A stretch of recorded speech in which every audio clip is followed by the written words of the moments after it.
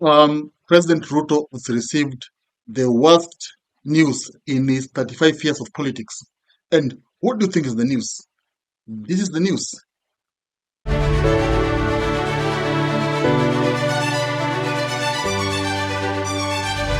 Hello, folks. Welcome back to Dr. Politica. And of course, here we decode power and they said Kenya. Now, President William Ruto has today received the worst news in his 35 years of politics.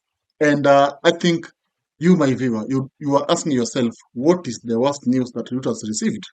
Now, Fred Matiangi is set to jet back to Kenya in 3 weeks. Within this 3 weeks period, Matiangi will be back.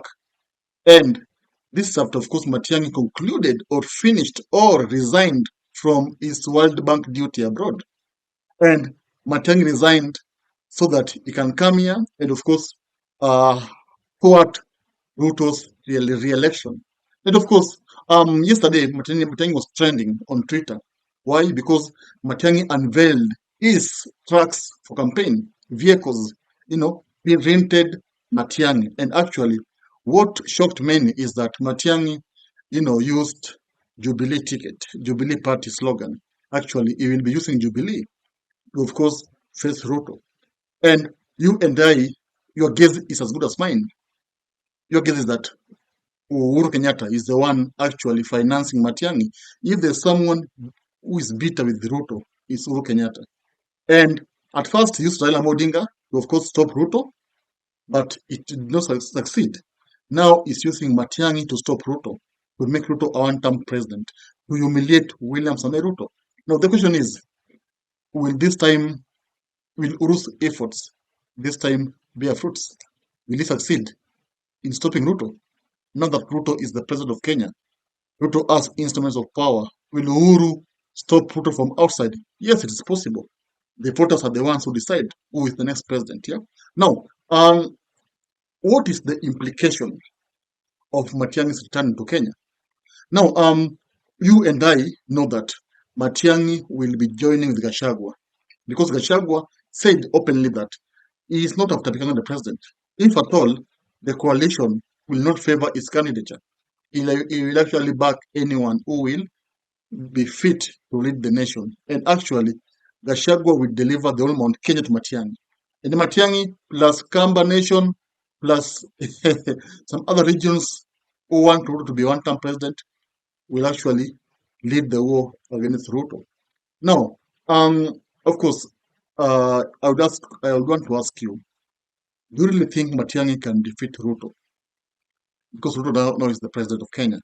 And it is believed that when you're in power, you're immune to defeat. Actually, no one can easily defeat you. That's the belief. That's why I think all presidents in Kenya, they have never served one term. They always serve 2 terms, or they always finish their terms. Now, will this be the first government to serve only 5 years? I want you to answer me in the comment section.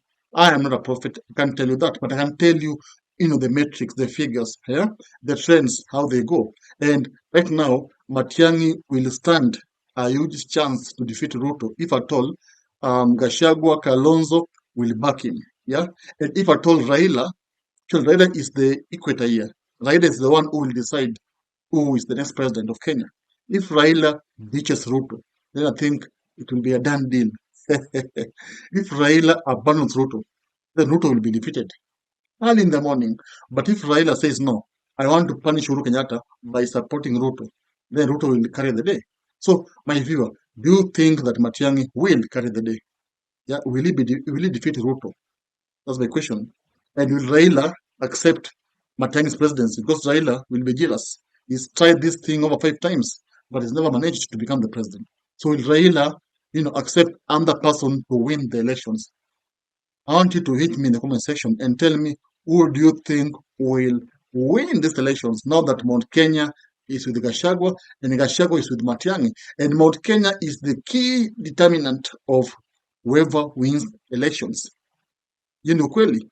Hebu chora hapo comment yako tuonane hapo kwa Dr. Politica. Thank you.